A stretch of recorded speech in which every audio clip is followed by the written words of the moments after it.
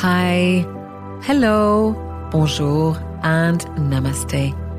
This is Out of the Clouds, a podcast at the crossroads between business and mindfulness. And I am your host, Anne Muhlethaler. Today, my guest is Kim Walls.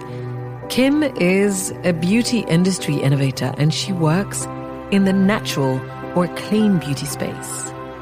It so happens that Kim is a fourth-generation entrepreneur and a second-generation health and wellness expert. I found Kim's passion to be infectious, and I really relished the stories that she told me, in particular, how she started working with her dad after he founded his own niche luxury skincare brand when she was a teenager. Kim also tells me the wonderful story behind the brand that she co-founded and that she's currently the CEO of, called Furtuna Skin. And it has a really wonderful, even romantic origin story that go all the way to a beautiful space in the middle of nowhere in Sicily. So you really want to hang around for that. Then we get into the thick of it and I ask her questions about what's special, not just about the work that she's doing at Furtuna Skin, but also what do we need to consider if we are interested in natural beauty and why that matters. We also talk about the key role of technology to help extract the best that nature has to offer. We talk about foraging and how important it is, where possible, for us to take what is in excess rather than depleting the environment. I greatly enjoyed my conversation with Kim, and I'm really excited about bringing you this really fascinating, joyful, and I think really inspirational interview with a real expert and pioneer in her field. So here we go. Enjoy. So, Kim, thank you so much for being here. Welcome to Out of the Clouds. Well, thank you. You're most welcome. And I couldn't be more delighted to be here. Thank you. So, as you may have heard before and discovered for yourself, I love to start the podcast by asking my guests to tell their story. Instead of talking about what we do, I like to talk about who we are a little bit more. And I love to find out where people are from. And I know already a little bit about where you're from, but I would love for you to tell us that story. So Kim, who are you? Literally probably the hardest question anybody could ever ask anyone. Well, let's start. The constant journey. Exactly. Trying to solve that question. Well, I would start by saying I'm just a girl. When I first heard that question, I thought of the No Doubt song, like, just a girl in the world, doing my best. I appreciate that. So I'll start with that. I grew up in many, many places, moved a lot as a child, and had, I think my favorite part of sort of that growing up story was my parents were only together long enough to love me into an existence, I like to say. So they split up very early, and my mom went and found and made a home on a 30-acre ranch in Idaho, and my dad stayed in Hollywood. So I split time between like the lights and celebrities and the this and that of LA and the absolute country, where I literally rode my horse to school as transportation. So that was pretty... I heard that story. So I heard you on another podcast, and honestly, I was actually walking the brand new puppy. I remember what street corner I was at. I laughed so hard. You rode your pony to school. Yep. My mom and I we'd ride there together, and then she'd lead the horse back and come back for me on the horse. My best friend at the time, they didn't have horses. They had lots of goats, but no horses. And her father built a little paddock for me so that when I went over to their house, which was about a mile away, I'd have a place to put the pony. It was funny because during that interview, the girl, I can't remember her name, she's like, oh my God, I'm so jealous. And so was I. My mum was absolutely against me getting on a horse for many reasons. And some of my friends, because I grew up in the Swiss countryside, they came to visit me on horseback. There, and I was so like, you know what it's like. Well, we didn't go to school on the horse, but I appreciate the lifestyle. Yeah, it was pretty cool. So that was all very formative. That in the winters in Idaho, or in preparation for the winters, we would literally can fruit and freeze things and kind of go through this, because the winters in Idaho are very, very rough. The weather's extreme. I was up on the Canadian border. So super hot summers, super cold winters. And LA was just completely different. And I think they were both extremely formative, probably. And then lots of other moving, lived in many other places, Oregon, Washington, Pennsylvania, New York. And existing and sort of living in all those different places kind of gave me a chance to see how many people live, kind of incorporate things that I liked and admired into what I would call my aspirational self. So it was pretty neat. And then on the skincare side or the work side, sort of the defining pieces there were my father was an entrepreneur in skincare in the industry. And so I grew up, packing boxes in the garage, putting labels on the eye creams before there was enough scale to have machines do it. And kind of that progression of something into a global business and just living around it is the closest thing I could say to an apprenticeship, just seeing it all. So that was very formative. And I learned later, I studied anthropology with a minor in art history and religious studies. So I didn't go into the educational piece there. That was really just kind of following my passions and interests. But I always had the skincare and the business and that sort of aspect. And I found it very useful when I started working and found that actually I did love that and I did want to do that. And I couldn't help myself from starting businesses because I learned very early that that was a way toward a pathway to kind of doing the things I wanted to do. Like after college, I wanted to move to San Francisco and I needed to find a way to have the money to be able to do that. So I was like, okay, well, I'll go start a business there. And it happened to be in the skincare industry. So it became like my tool to be able to follow dreams and passions and interests. That's magic. Wow.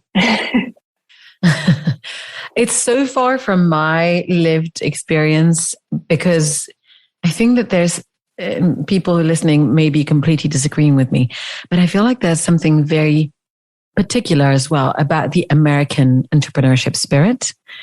And I find that there's a few friends of mine, whether in the East or the West Coast, who were already themselves, like you, budding entrepreneurs at an age where I wouldn't even known what it was like to build a business.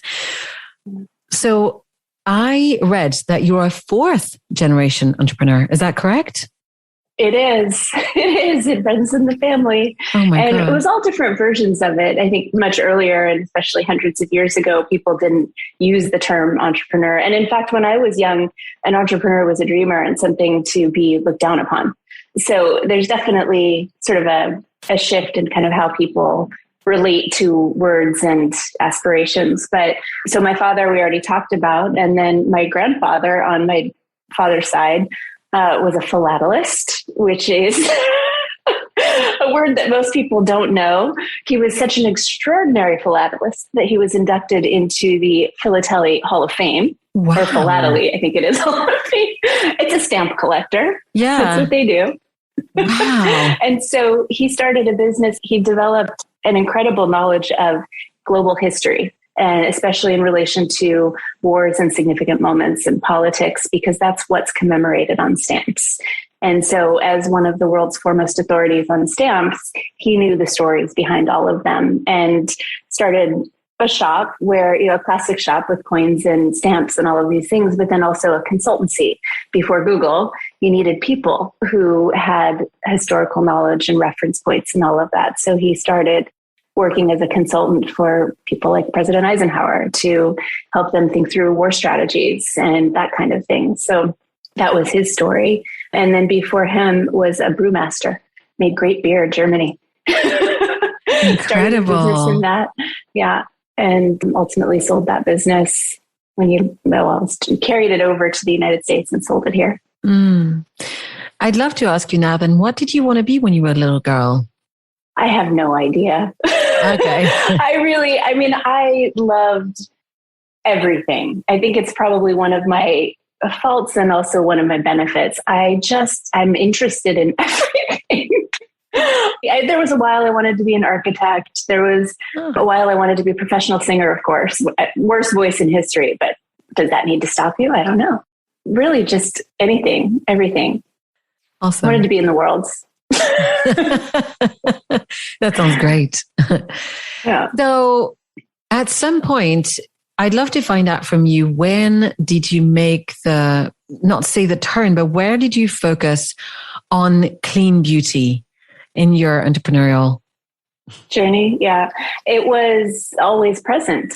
From when I first started looking at formulas, which was for my dad's company, I never didn't look at them because I think it had to do with the way I was raised. My mother was a hardcore, call it a naturalist.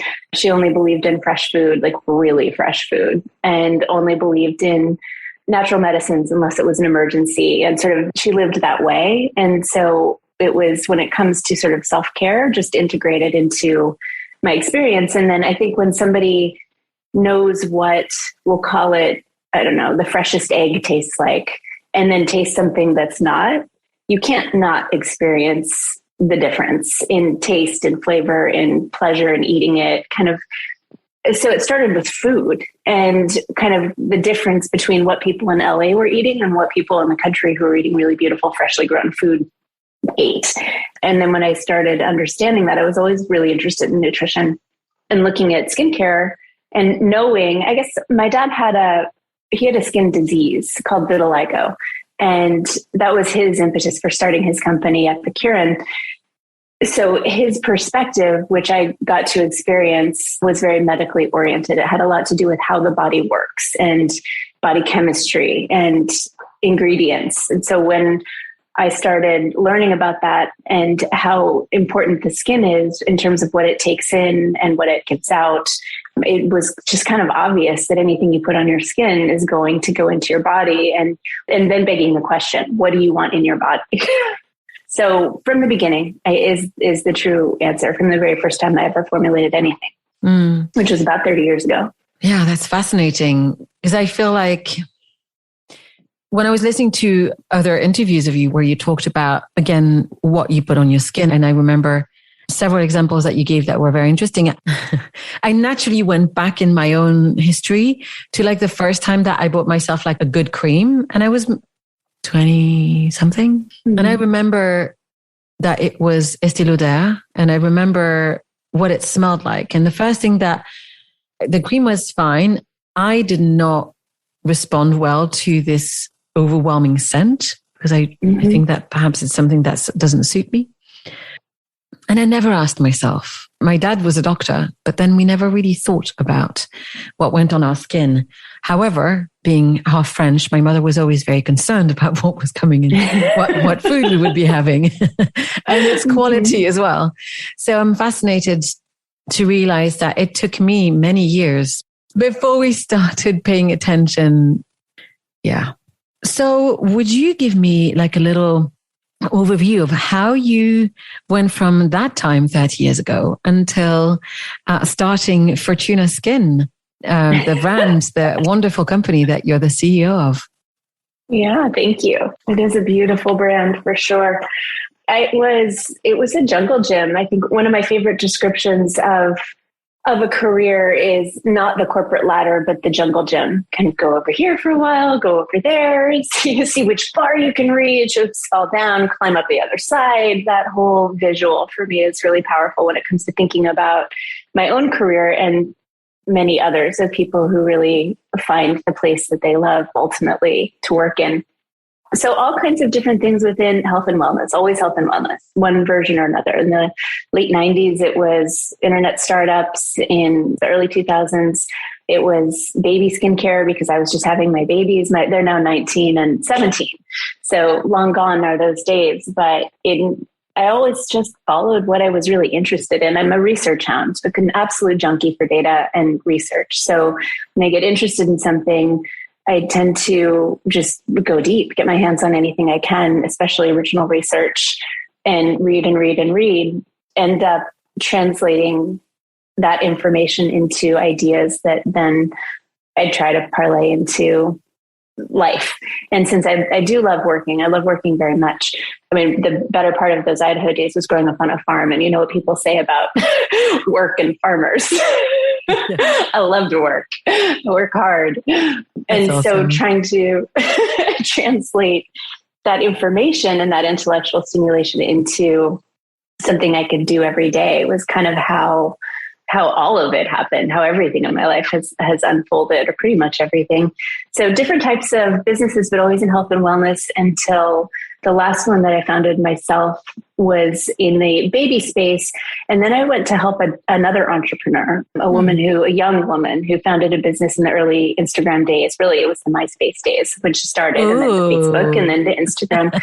And she had she had an incredible brand, an incredible mission, huge drive, really just an impressive person. But her business was kind of falling apart around her because she didn't have any big experience. So we were, I guess you could call it, matched by somebody who'd been a mentor to me and on the board of and an investor in a brand I'd previously founded.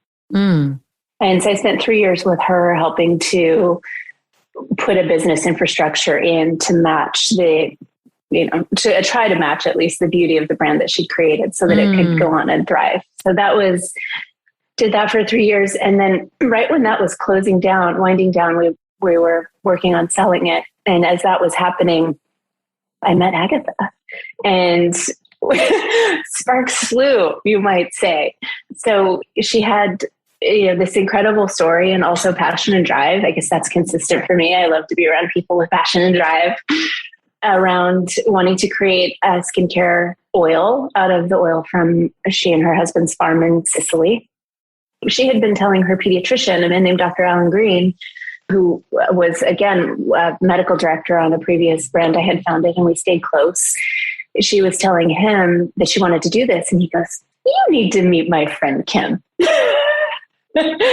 And he made that happen. And it was just really instant. The easiest way to put it is the day Agatha and I met is the day we started the brand. That's amazing. Yeah, it's a pretty special combination of factors and times in people's lives and skills coming to the table. And that sort of magical thread of someone who knows two people who's like, yep, those two. I think that's quite magic. I do too. Thank you. That's amazing. Yeah. So I spent a little bit of time on your website. It's very enjoyable. I actually went on Google Maps because I wanted to know where in Sicily was the farm. So I have a visual now. And for our listeners, it's south of Palermo. I wanted you to tell us the story behind the brand. So there's Agatha, but there's something very romantic behind it. Yeah. In many ways, actually, metaphorically, actually. Did you want me to tell you the story? Oh, yeah. I can't tell you how I love this story so much. It's like I'm the person who pretty much watches nothing but rom-coms because I love romance. This is the ultimate story, I think, of romance in so many ways. So Steve Lusso is Agatha's husband. And Steve has Sicilian roots. His Nonna, his grandmother, was from Sicily. And for economic reasons, she and her family had to leave Sicily when she was very young. But she had all of these wonderful memories of Sicily, and she would share them with her family. She would regale Steve with tales of Sicily. And these stories included things like goats that had horns that were bigger than the goats themselves. And you could go out for miles and drink water anytime you were thirsty from any stream as it fell from the rocks. And then and the community, how they would sit at tables and laugh and spend hours, and everybody loved everybody and everyone had purpose. And there's just this incredible stories. And her sadness came through to Steve, and he has great empathy. And he, as a 10-year-old little boy, said, "Nonna, someday I'm going to go find that land and buy it back for you." And he did. Agatha and Steve, when they decided to start their own family, they now have 4 beautiful children. But as they went into that journey, they went to Sicily and went to go find that land. And they worked with the church, and they worked with the government, and they worked with the people, and they ultimately found it. Record keeping wasn't so robust, you might say, in certain areas at certain times, but they did. They found it. It was a 1/4-acre parcel. And on that land, they found the rubble of the foundation of her original home. And they rebuilt it. Yeah, they bought it and they rebuilt it. At that time, they also looked around and saw that it was still very poor. People weren't having access to education. They didn't necessarily have cell phones and Wi-Fi and electricity in the way that you might. industry that was once there hundreds of years ago was gone. Agriculture moved elsewhere. Tourism wasn't a thing because it's in the middle of the island with almost impossible access, which I can attest to because the last time I was there, I almost killed myself and 4 other people in a car trying to get there in pouring rain on a dirt road to drive off a cliff. Oh, man. And so they made a commitment to the community, to each other, to themselves, to do what they could to rebuild this dream, to create an infrastructure, an economic and community infrastructure. And I think one of the cool things about it, and this is something I will admire forever and admire tremendously, is that Steve, I like to think of people as, and I say to my kids and to myself, like, use your power for good. We all have powers, like in one way or another, use it for good. And Steve had been ranked one of the top 5 CEOs in the world by Harvard Business Review, an incredible businessman, like extraordinary. And he knew when he looked at this community that he could create economic goodness, bounty, because of his experience. And so they committed to do that. And what that looked like was an agreement to buy any land that was adjacent to his grandmother's, including as it grew, for anybody who wanted to sell it and to provide employment to those people. And they would do that by building what's now a 17,000 square foot olive mill, state of the art, and planting something like 12,000 olive trees. And working with Dr. Marino Pasquale, who was there with them from the beginning. He's Mimo. Everybody calls him Mimo. He's the world's foremost authority in Sicilian botany and double PhD, biology and botany. He started understanding the land, looking at it, trying to identify what's there. It hadn't been cultivated for over 450 years. So I found all these incredible plants and essentially put together, we'll call it a dossier, a Bible, what have you, of what plants were there, what were they used for, how were they food, how were they medicine, what was the oral history of them, the written history. And it was that compendium, give it a million different names, that Agatha showed me when we met. And that was kind of, given my background and interest in food, nutrition, natural medicine, skincare formulation, I saw this list and was like, oh my goodness, this is incredible. So in any case, back to the story of the farm, they spent many years, I think we're at 12 or 14 years now, building an olive oil brand with Steve. It's called Bona Furtuna, and they have all kinds of things at this point: ancient grain pastas, tomato sauces, antipasti. I mean, my cabinet's half filled with this food. It's incredible. Salts, fennel pollens. I mean, you name it. Beautiful almonds, just glorious food. And so many years into that journey, is when Agatha, who has Croatian roots with her family, they used olive oil for everything, for beauty, skincare, rashes, hair, you name it. And she just kind of got obsessed with this idea, like, with this olive oil is so incredible, we need to use it for our skin. and she pitched that to you and you were like, yes. Yeah. Wow. Well, so in truth, I didn't know the true potency of olive oil. I don't have Croatian roots. I have German roots. Okay. It's funny because I was recently in Italy and in Germany, so I appreciate the difference. Mm. Yeah. Yeah. So it was the wild plants that got me, and it was the story. As somebody who has built brands and helped other people build brands, there are sort of pillars that have to be present. There has to be something real and true and differentiating. There has to be a story. There has to be, like, you can have a great product, and many brands don't even have great products. So there's a soup that makes the opportunity to create a brand. And this was a soup unlike any I'd ever tasted. I'm loving your metaphors.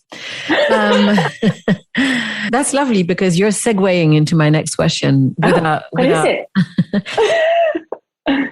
Well, I read a really great quote from the Forbes article that came out recently. Mm. And I think that it does encapsulate part of what you explained about the mission for the farm and the brand.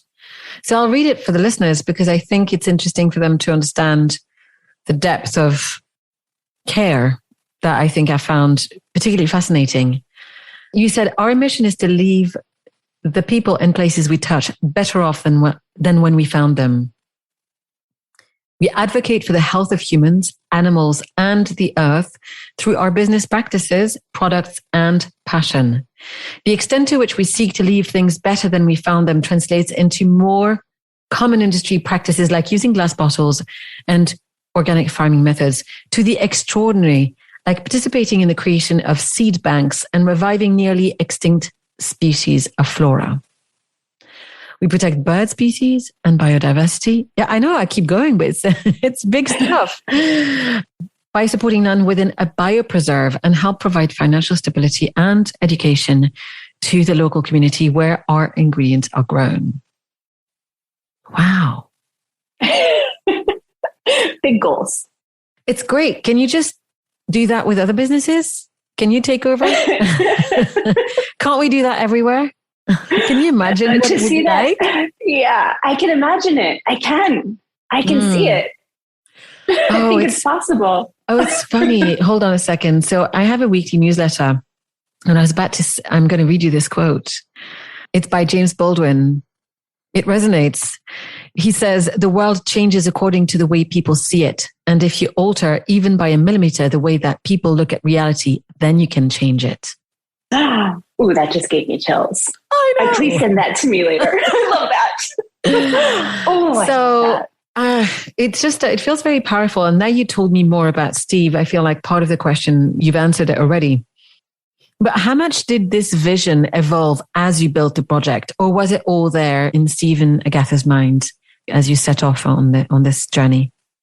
The vision for the brand wasn't there at all. Mm-hmm. The vision for using your power for good, to go back to what I said before, that's there in spades. That thrives and flourishes for them in how they approach their lives at a magnitude I've never experienced firsthand. It's huge. So it's inspiring. It's present in so many of the things they've done and how they live. I feel like a fan club right now, but it's real. It's true. Like, to see people really give the way that makes sense, I think is really powerful. I think it was just yesterday I saw a news article about the founder of Patagonia who donated his... I saw it. Yeah. Yeah. So when you see there's sort of an accumulation of power and wealth that it can be very damaging and harmful.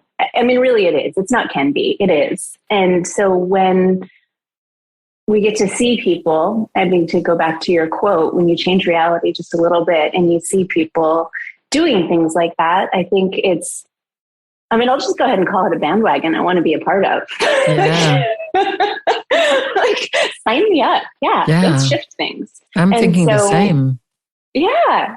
So when it came to the farm and the work that was happening there, Furtuna Skin is a standalone brand. It's not connected to the farm, and that work is happening at the farm. It's our business practices, going back to that allow us to help support these endeavors. And it's like an aspen grove where all the roots are connected underground. If we're all working together in one way or another, putting positive action into the world, then it's just going to keep growing. And so on that farm, it's the epitome to me of regenerative beauty, regenerative lifestyle. And that's something I feel very connected to, is how can we regenerate the things that are around us? How can we fix the things that are broken, that are worth fixing?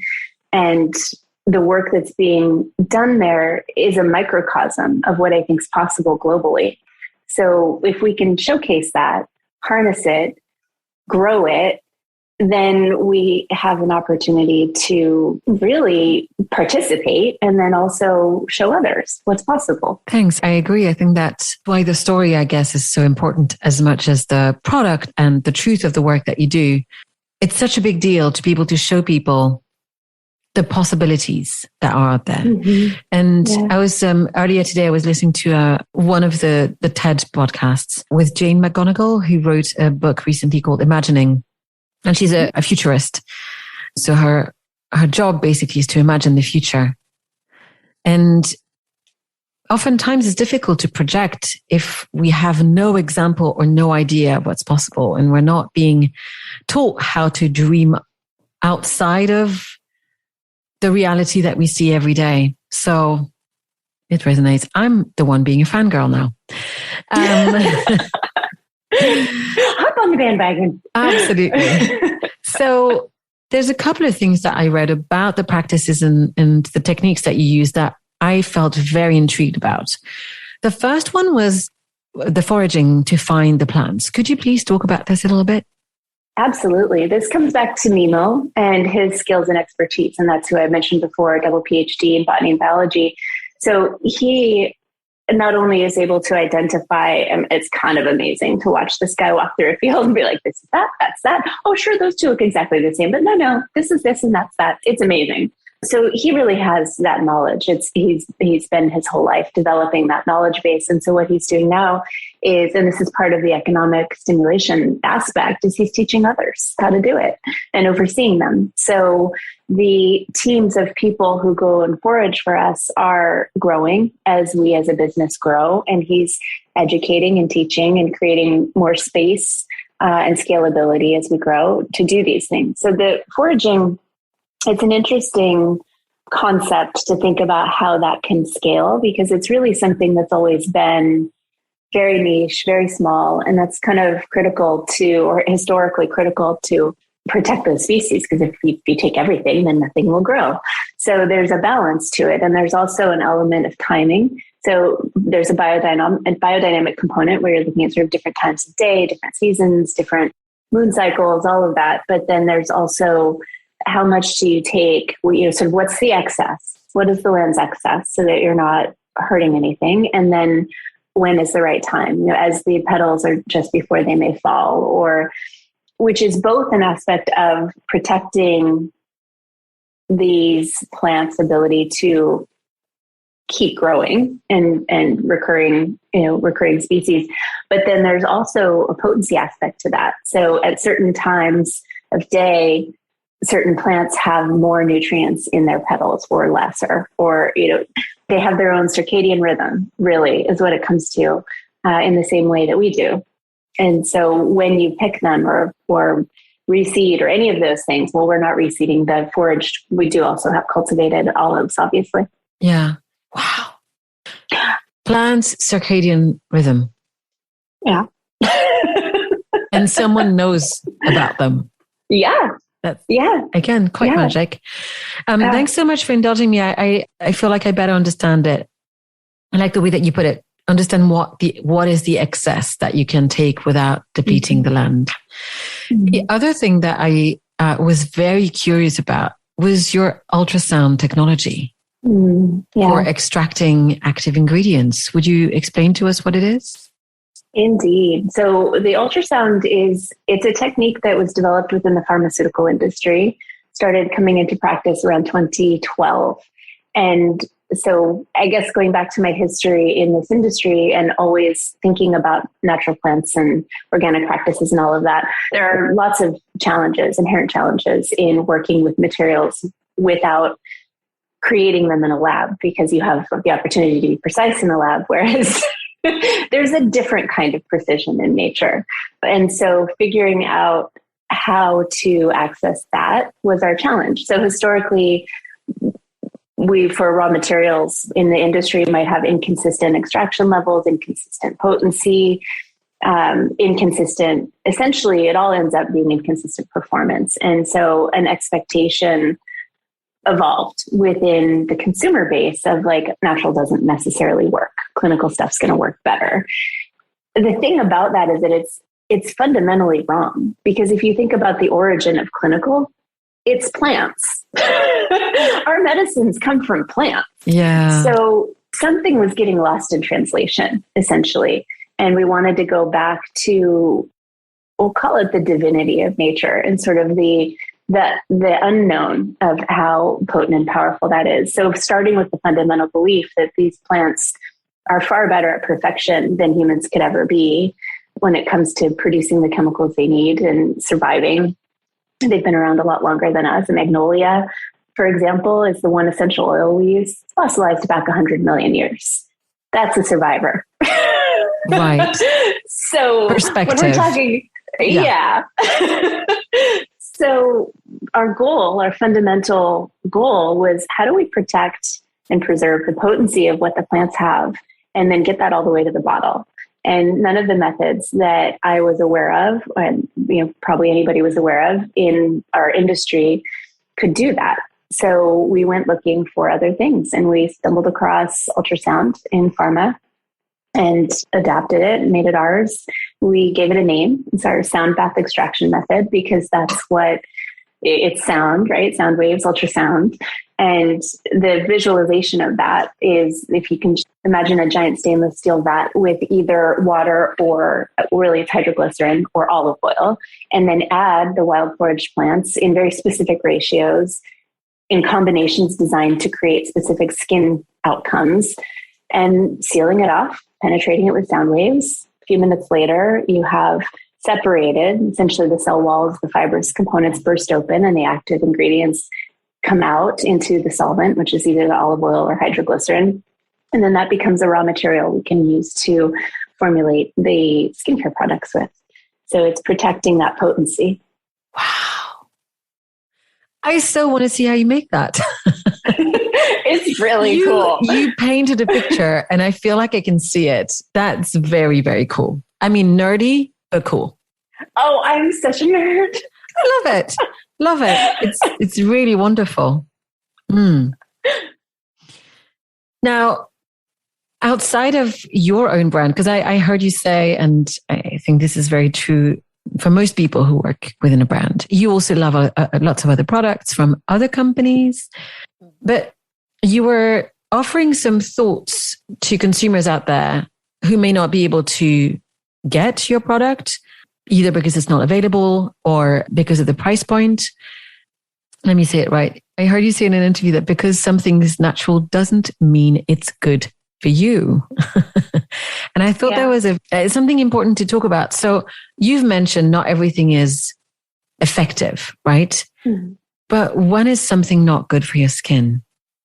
So I'll go to an extreme example first to just kind of, I guess, explain a little further the idea of not everything that's natural is good for you. I think sometimes it's easy for people to hear something over and over again and for it to become part of the zeitgeist, this idea being like natural is good, natural is the best, natural is the only way. And sometimes I think things get out of balance. For example, if you're having a heart attack, you need emergency care. There's we have lots of greatness that's fully synthetic, and thank goodness for those machines and what have you. And then there's natural, but so I think that we got a little carried away, we being sort of the zeitgeist, with this idea that if it's not natural, I don't want it, or only natural is good. And natural doesn't mean anything. There's no real definition for it. It can be interpreted in so many different ways. And so I think I don't want people to have the misconception that just because something is natural, or maybe more importantly, advertised as natural, that it's good or better. It's not necessarily. There's a lot more to it than that. Arsenic is natural. Thanks for that. Okay. I hear you. So going back to the olive oil and your exciting, let's say, technological setup, you have this amazing face oil. Would you tell us about that? Because it's really quite, I've had the chance to try a couple of your products and it's really quite extraordinary. Can you tell us what's special about it? Everything. Thank you for loving it. The name is Due Alberino. It's 2 trees. That's right. Yeah. For the 2 trees that were original to the farm. All of the names, everything about what we do has sort of layer upon layer of nuance and story behind it. But most people can't pronounce that word very well, including me, because I'm not Italian.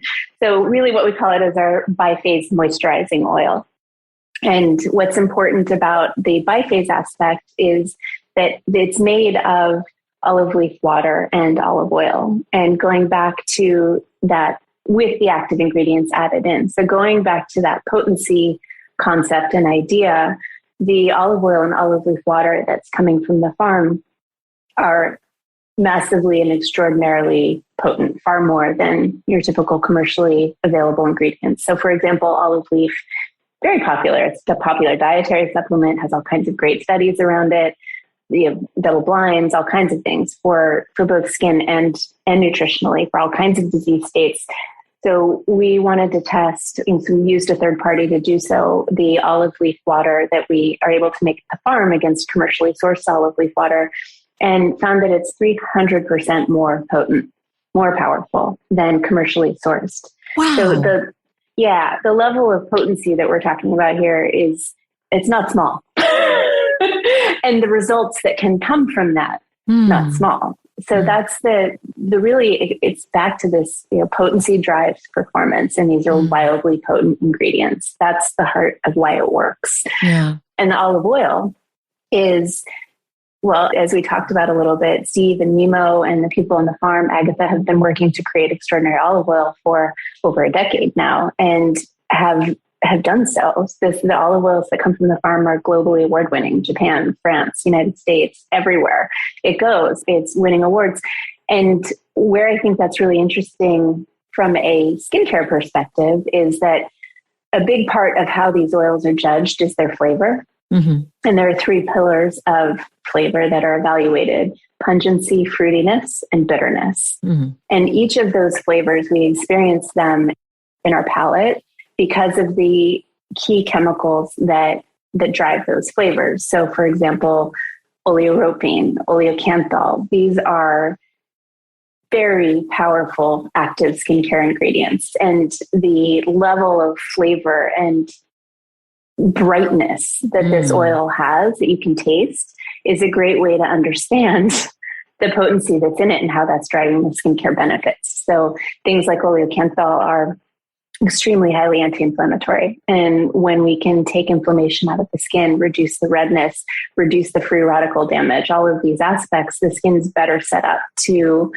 regenerate itself and to build collagen, to prevent the breakdown of collagen, to use the nutrients that it's getting from our blood, use that oxygen to shine, to use your word. Absolutely. Yeah. I'm so glad that you explained that, because of course it stands to reason that there is something between the taste and the chemicals, and that what's very special is going to be very special in multiple ways. So I believe you're also bringing your Furtuna olive oil out on the market soon. Am I correct? Yes, it launched 2 days ago. Congratulations. Thank you. This is Agatha's brainchild and very much a dream for her to bring together all the aspects of what olive oil can do, to all the different ways and modalities to create health. And to see that olive oil in our skincare as well, I guess back to make sure I answer your question about the Biface moisturizing oil. Oils on the market are insufficient to hydrate because they're only oil. You can't create moisture without water. And so the way people were understanding oils was that they were kind of an end-all be-all moisturizing product. But that would only be true if they were using hydrating products before, or if they had just come out of the bath or shower where the skin was already plump and filled with ample levels of hydration. So part of what we wanted to do with our skincare is create multi-beneficial products. And by combining the oil with the water, it becomes a deeply moisturizing and hydrating single product. And then it also has stabilized vitamin C added to it, which helps to prevent the formation of dark spots, age spots, and to help deal with sun damage. And then also something called Exposome 360, which is the survivor plants on the farm that really, the ones that really, you kind of look at them and like, how are you alive? You're like hanging off a cliff. You have no access to water. Or, you're sitting at the top of the hill, you're in a sparse environment, getting beaten by the sun and whipped by the wind. Like, how are you alive? So those plants have some pretty amazing chemicals in them that we're able to harness to create skin health and to help the skin defend itself against all the things it needs to, or they're called extrinsic factors. So maybe it's air pollution or car exhaust or what have you, sun damage, blue light, kind of all the things where the skin's just being beaten up every day. These plants are sort of the first defense, the army there that kind of helps fend off all those awful things. That sounds wonderful. And no wonder it feels so different than regular oils. Yeah, it feels like silky and I don't know. Anyways. Yeah, that's amazing. So the biphase that you mentioned, that is our bestseller. And I think it helps when the celebrities fall in love. So there's Hailey Bieber, Julianne Moore, and that makes a big difference for us. And I think that's probably one of the main reasons it's the bestseller. My personal favorite is the replenishing balm. It's the blue balm. I put it on every night before I go to sleep. And it's one of the 2 products that has that magnolia in it that we mentioned earlier. Oh, okay. That magnolia. Yeah. So that is, I wouldn't even call it part of my skincare routine. I'd call it part of my bedtime routine. So I do my skincare every morning and every night in the bathroom, but the replenishing balm I keep on my bedside table and put it on as a thick mask before I go to sleep at night. And that's sort of the symbol of anybody who's around me. Like, no more talking. No questions, no ideas. It's bedtime. That's very sweet. It's making me want to segue. You are a wonderful entrepreneur, and we'll talk about some of your other ventures in a minute. You've got a busy household. It's true. This is true.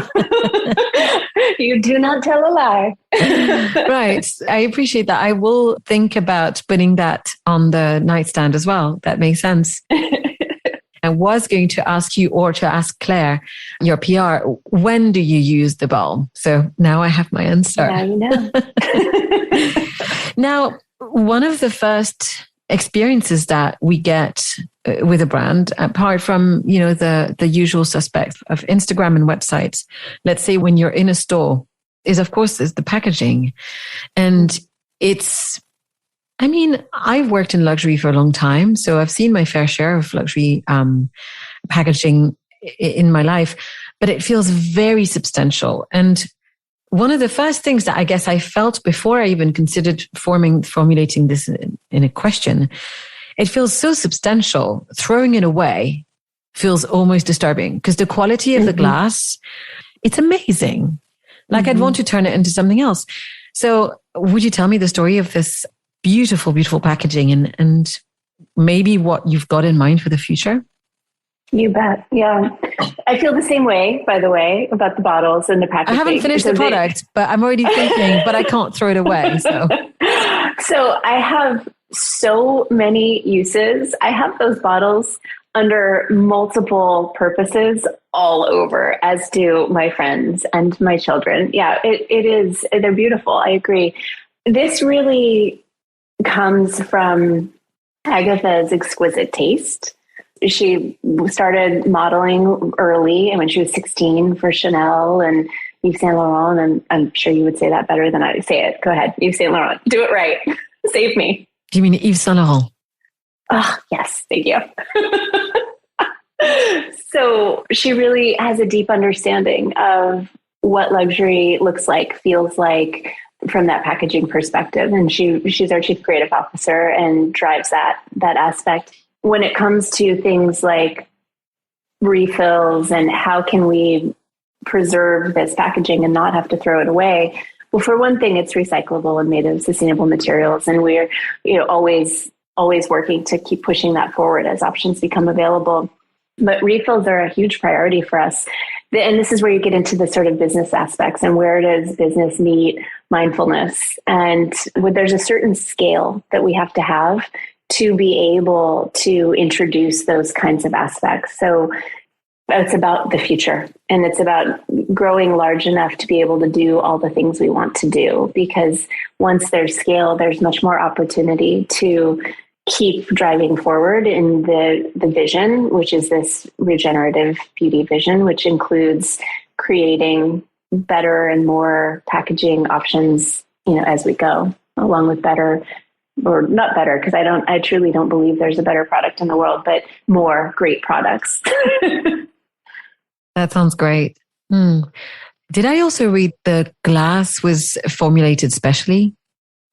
The cap. The caps. Yeah, one of the aspects that we're paying attention to is how people use things and how to make this lifestyle and these ideas really just easy and fall into our everyday choices without struggle. And sometimes it's the little things. And Agatha came up with the idea of having magnetized caps for the spatulas. So with the replenishing balm, the eye cream, the day and night creams, they're in jars. And jars, by the way, the alternate to that would be for those types of products is tubes. And the glass jars are far, far better for the environment than tubes. So just a point of like where these come in. So then you need a spatula, right? Keep your product clean, keep things out from under your fingernails. And so having magnetized caps is something that we have included with the packaging. That's so cool. I have a very selfish question. So I have sensitive skin. I need to protect it from the sun. And I love the sun. So I need a really good SPF. And I know that it's very hard to formulate a natural SPF. Is this something that you're considering doing in the future? That's a big yes. When is that we're not sure aspect? Maybe you already know this, but most people don't. Olive oil in and of itself has an SPF of about 8 clinically tested. Oh, no, I did not know that. Yeah. So anyone who's using the biphase or the replenishing balm or any olive oil based product, if they've got enough of it on a full layer, that is a low level SPF. That is not something I'm claiming for the brand. That would be against FDA regulations. We do not call our products sunscreens, but it's just knowledge, right? That some of the things we put on our skin have the ability to do that on their own. So when it comes to SPFs, it's actually another business question. So the regulatory bodies around it are very complex. The distribution is very complex. It varies significantly by country. One of our goals for Furtuna is to be global, and we are currently in Europe and the United States, and hopefully going into Canada and Australia in the not too distant future. So the compliance around sunscreens and the different regulations vary really dramatically country by country. So you end up with a lot of business complexity, which can interfere with the true growth of the vision. So it just becomes something that makes sense to do later so that we can stay focused on the things we need to focus on now. But yes, I want one. I've formulated several natural sunscreens before. I wouldn't actually say they're hard to formulate. Just it's all the complexity outside of creating a beautiful formula. Right down to things like, in the US, the FDA won't recognize the built-in SPFs like an olive oil SPF 8. So you have to use these certain approved ingredients. Many of them are harsh and harmful chemicals, as we know, not reef safe, not all these things. And so what we'll ultimately need to do is a lot of our very, very expensive and very, very long time consuming getting through from a regulatory perspective, our own formula that's not reliant on those. So it's just, in order for us to do it at the level we do things, we need to do it later. It makes sense. And I would say that your answer also explains why the few small brands that I've come across, for example, in Europe, are not sold outside of the country that they're in. You'd find a great one in the European Union and another one in the UK, but then they're not available in Switzerland and blah, blah, blah, blah. Anyways, that makes a lot of sense. And the beauty world is very complex. You must be very patient. It is. Well, I'm driven by loving it. So It works out. So you've built a few other brands, and 2 of them were actually skincare for children. You mentioned that very briefly. So 2 of them were for children, and one in particular, I was very curious to hear you telling me, how did Best Ever Baby come about? Because it sounds really very special. Yeah, thank you. Well, so when I had those boys I told you about, the 19 and 17-year-olds, I went looking for skincare for them. And given my experience with Epicuren and my need for natural organic, whatever we want to call it, clean products, they really didn't exist. There were a few natural brands out there, and I found their textures to be kind of gross. And then one in particular that was still using things like parabens that I just don't have a confidence level that they're truly safe. So I decided to start making baby skincare and to meet my own needs, and turned that into a brand. And alongside that brand, I started a nonprofit endeavor called Best Ever Baby. So the brand sold, but the acquirers weren't interested in the part where we worked with hospitals. So it was actually, the first one was purchased by our Chinese distributor. And the hospital work that was in the bulk of sales were in China. And the hospital aspect was in the United States. And at the time, there were some pretty harsh and harmful chemicals being used on babies as they came into the world.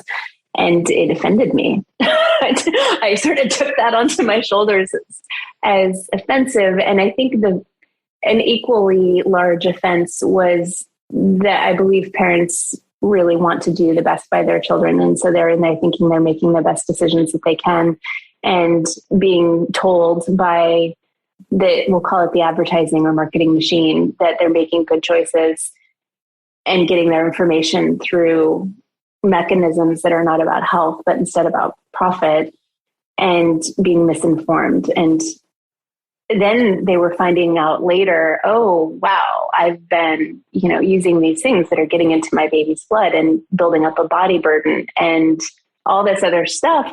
And then I felt really bad for the parents who were unconsciously doing this. And then they're guilty, right? It's hard enough to be a parent, or then they're beating themselves up for not knowing. It's like, hey, we all do the best we can with the information we have at any given time. In any case, I really wanted to try to shift things in the hospital setting so that those first experiences that parents and babies would have would be healthier and just healthier. So Best Ever Baby was about, at the time, a collaboration of natural brands that wanted to get in front of parents and babies. So instead of using bleach cleansers, maybe it was some other form of cleanser. Instead of using diapers that are filled with chlorine, maybe it's some other forms. I pulled together maybe 15, 20 different brands who would put samples in little bags, and then we would give them for free into the hospitals. And from a business perspective, it was an opportunity to sample and get products in front of people's hands. And then for the parents and children, it was a way to protect health. So I felt really good about that, but it wasn't a profit center. So that was going to be discontinued. And then the acquirer of that first brand decided to stop selling products into the hospitals because the margins weren't good enough. And the distributor and several of the hospitals were like, wait a second, we love these products. So they came back to me and asked me to make them more products and start another brand. And I was like, no, I cannot do that. I don't want to do that.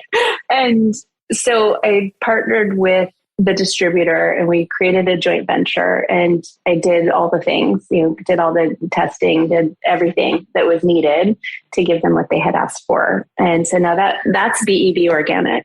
BEB is an acronym that comes from Best Ever Baby. So it was sort of the next generation of it. So it's a beautiful little brand, and it's used primarily in NICUs for premature babies. And, again, since you focus on business aspects, the reason that's possible is because of the mess that is insurance and what budgets people have to support health. And there's a larger budget for premature baby skincare, so they're able to use better products. And that's where that brand thrives. So preemies are brought into the world in a slightly safer way. I mean, they're struggling to survive. So it's kind of hard to think, oh yeah, skincare is important, but actually it is. Their skin thickens in the last couple of weeks of gestation. And so when these babies come into the world, they have incredibly thin, fragile, delicate skin. And then on top of that, it's being poked and prodded and scraped and taped. And so there, right? Yeah. Not to bring us all down here. I know. But I can feel it almost as if it was happening to me. Okay, sorry. Moving on. So that brand, it just exists, and it exists by demand, and that's just that. That's really wonderful. A brand that exists by demand. Yeah. That's very It's cool. small. It's a tiny little, the percentage of babies that are born prematurely is very small. The thing is, it's better skincare. It's great for any baby, and it's great for any sensitive skin, but its origin is that super fragile, or, to your point, you mentioned you have sensitive skin, that's super sensitive skin. Yeah. That's really, really wonderful. When I was going through the website and in the various interviews I've read or listened to, oftentimes you mentioned wellness rituals. And of course, we often think of skincare when we think of wellness. And you know that the podcast is at the crossroads between business and mindfulness. I'm always curious to find out, for all of the guests that I have, what are your own rituals? What are the things that keep you balanced, grounded? What works? Walking. That's my number one, walking. I think better when I'm moving. And sometimes the form of thinking better is not thinking. I can kind of take it either way when walking. That's for sure the most important thing for me. I also love water. So showers, baths, hot tubs, like any sort of being enveloped in that sort of womb-like state of water is really soothing and comforting to me. That's lovely. And during the last couple of years, which I'm sure must have been super challenging because your brand was launched in November 2019, were there any new rituals, practices, or things you've added that have supported you or helped you be more resilient? Music has come back into my life in a way. I've always loved music. In high school, I found out that you could take music appreciation and get credit for it. What? I was like, what? Exactly. So I learned that my junior year, and then proceeded to have a music appreciation class for every year of education after that, which was 6 more years. So I love it. I love almost all music, especially classical. And I'd kind of lost it. I sort of stopped listening. And I think partially as technology moved into new apps, and I was like, I don't really want to learn a new app right now. And I think I had a little bit more time during COVID. And so I think we all, got more and more immersed in technology, and music came back to my life. So I think that's probably something that was really helpful. It's funny that resonates with me, even though I was an aspiring singer and I practiced and sang and was on stage many years. I feel like music is not so present in my life anymore. Yeah, that's making me think. On a completely different topic, I also heard that you have several beautiful dogs at home, and that you and that you grew up with boxers. Am I correct? I grew up with them since 17. So they weren't my childhood dogs, but I've had animals my whole life, lots of them. And I do love boxers. They have an exuberance that's unlike any living thing's exuberance I've ever experienced. It's just, it's something to wake up in the morning and be greeted by a boxer, or to come home and be greeted by a boxer. It's like so validating. That's amazing. So I just adopted my first puppy. I'm a cat person. This is a big step. I have a puppy and a kitten currently sleeping on either side of me. So my life is decent. Do you have any tips for a new dog mom? I do. I don't think this applies to you, but I think it applies to a lot of people. So I think there's a lot of misinformation around the idea of discipline in animals. And I think the more people can recognize that animals sense your experience before you even know you're having it. And if you're unhappy or displeased with them or pleased with it, they know. And disciplining and training is not it's about just consistently sharing your experience with the animal. Like they want to please you. Maybe not cats, but we're talking about dogs here. So they will do anything for the most part for the person or people they bond with. And so when it comes to training, there's really no discipline necessary. It's just about guiding them into what you want. Thanks so much for saying that. Yeah, I did start reading and watching some training videos with some wonderful trainers who were saying very much the same thing. Like the way that I heard people talk about dog training when I was a kid growing up is essentially the exact opposite of Yes. what we should be doing. So. Yeah. And people still speak that way. You know, there are still many, many people who will tell you to smash your dog's nose into a pile of poop. I know. Yeah. Yeah. Yeah. And so no judgment for people who are doing that, just a request to maybe keep learning. Yeah. Keep learning. That's a good one. So before we move on to my closing questions, I was wondering, is there anything you'd like to add, perhaps about the brand or anything else that we haven't covered in this interview so far?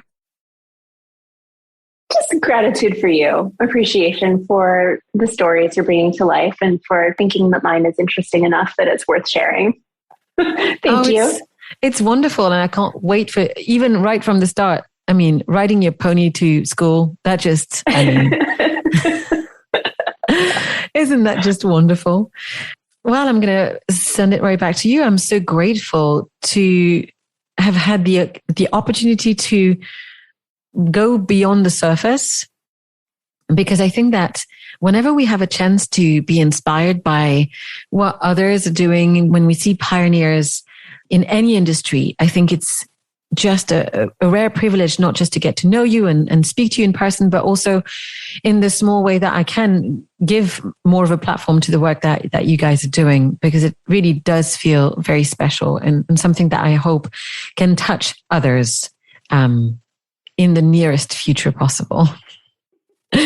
So with all that said, here are some of my favorite questions, and I can't wait to hear your answers. So Kim, what is your favorite word? One that you would, I'm not saying you should, but that you would tattoo on yourself. Yes. Okay. Good one. That's a good word. And you said that you've recently acquired a tattoo. Yes, I have. It's a symbol. It's not a word, although it does spell my name. It has a K and an I and an M in it, but you wouldn't know that just looking at it. Yeah. Oh, that's awesome. What does it represent? I think I've spent a lot of my life not being tuned in to what I need, trying to do a lot and say yes a little too much and things like that. Oh, wow. Oh, how these two things are related. That's amazing. And so it's just a reminder to have a self-confidence and self-esteem and self-worthiness and all those things that I truly believe everyone struggles with. And I'm one of them. That's wonderful. Thanks so much for sharing that. That's very special. Oh, it's I real. realize. It is. It really, the struggle is real. That's for sure. What song best represents you? So this is obscure, but I was asked this by our CFO lately because we were doing a team building exercise. So Furtuna Skin's a globally remote business. We don't have a central place. We have people in Paris and Dallas and New York and all over. So figuring out team building is a business challenge. But so we actually did an internal game with this one. So I went digging and I found it. I found my song. It's by a woman named Sonia Spence and it's called Talk Love. Oh, I can't wait to listen to it. So we've got a Spotify playlist from Out of the Clouds. And the wonderful thing is how wildly eclectic it is. So yours will be added. Wait to listen. I will send it to you. What does connection mean to you? Connection and intimacy are very much interwoven. And I'm not to exclude romantic intimacy, but not specific to that. And to feel connected, it's my favorite thing to feel, for starters. I love feeling connected. And it means feeling like I'm in an emotionally safe space, surrounded by love, and able to be vulnerable without feeling judged, and able to return that and have that be a reciprocal space. That is what connection is to me. Thank you so much. What is the sweetest thing that's ever happened to you? It's sort of the same. I mean, truly, the sweetest thing was, there was a time in my life when I completely gave in to who I am and all the things that have made me who I am, including the things I wasn't proud of. And I have a relationship where I'm fully present, and a moment where I felt fully accepted for all of me. And I think that's it. That's so fantastic. That's a very, very special thing. I recognize that. I know what you mean. Yeah. Or in my way, I resonate. What is a secret superpower that you have? Curiosity. Yeah, the researcher. Is that what it is? Yeah, infinitely curious. And I think, this is another one I really had to think about.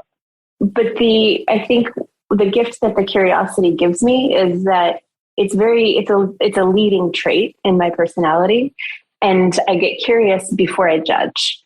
So I'm able to, I work to not have judgment in my life. I think, we all do. And it's an important part of life to be able to discern and judge what works for you and what doesn't. So not to diminish the importance of judgment, but sometimes I think everybody can be a little too judgmental and limit their opportunities, limit their chance for connectivity, limit themselves. And I think it's a real gift that I'm super, super, super curious, because sometimes I don't give myself time to judge until later, and then there's less judgment. That's so fantastic. I completely understand.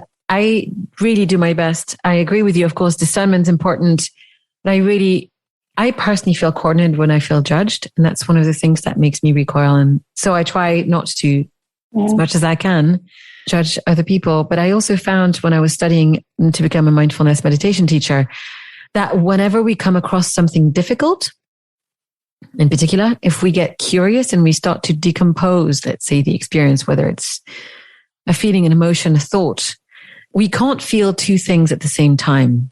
And curiosity immediately takes over. So it stayed as a real secret superpower that we could all do with accessing more regularly. How funny. What is a favorite book that you could share with us? How I Built This by Guy Raz. I listened to all the podcasts, and I bought the book when it came out. I was so excited for him. And I think it's so cool that these stories get told of how people build businesses. So very much in line with what you do and how you share stories. I think that book shares a lot of interesting stories. Yeah, I'm a big fan of his, actually. He's such a great interviewer, and I haven't listened to it very much recently, but he's, incredible. I forgot about the book. Mm-hmm. Thanks. 2 more questions and I will let you go. Where is somewhere you visited that you feel had a real impact on who you are today? The bottom of the ocean. Oh, pray tell. Scuba diving. When I learned how to be at the bottom of the ocean and look around, surrounded by water, thinking about breathing, unable to think about anything else really, but just filled with wonder. I carry that with me, that experience of feeling like I'm at the bottom of the ocean looking up into infinite everything. I've not done that yet. So if you're not claustrophobic, it's really something. Imagining that you can step into a future version of yourself, what most important advice do you think that your future self would come and give you, present time you? Well, I wish I was a futurist, but I'm not. Unlike Imagining, I'm very excited to read that book. But if you always know you did the best you could, then you'll never have any regrets. So always do your best. Well, this is my final and favorite question of all. What brings you happiness? Connectivity. Am I boring yet? Nuh-uh. Not to Consistent. me. Well, give me that. Consistent. Absolutely. Yeah. You did say that the state that you love the most. It's interesting. Yeah. Kim, thank you so much for giving me so much of your time today. It's been a real pleasure. And I want to stress an opportunity for me to learn. I mean, we barely touched on all of the things that you know about the skincare industry and what you're doing specifically around natural beauty. So I encourage everybody to go to the website for Furtuna Skin. And of course, all of the details will be in the show notes. But thank you for what you're doing. And I can't wait to see what's going to happen next. In case people want to get in touch with you, where can they find you if they'd like to connect? Kim Walls LA on Instagram, KIMWALLS LA. Thank you again. Thank you. You're welcome. Thank you so much for taking the time with me. I really appreciate it. I hope we'll get a chance to meet perhaps one in person. Let me know next time you're coming to Europe. Will do, and vice versa for Los Angeles. Absolutely. Thanks so much. All right. You're welcome. Thank you. Take care. So, friends and listeners, thanks again for joining me today. If you'd like to hear more, you can subscribe to the show on the platform of your choice. If you'd like to connect, you can get in touch with me at AnneV on Twitter, Anne Muhlethaler on LinkedIn, or on Instagram at _Out of the Clouds, where I also share daily musings about mindfulness. You can also find all of the episodes of the podcast and much more on my website, annevmuhlethaler.com. If you don't know how to spell it, it's also going to be in the show notes. If you would like to get regular news directly delivered to your inbox, I invite you to sign up to my monthly newsletter. So that's it for this episode. Thank you so much for listening to Out of the Clouds. I hope that you will join me again next time. And until then, be well, be safe, and take care.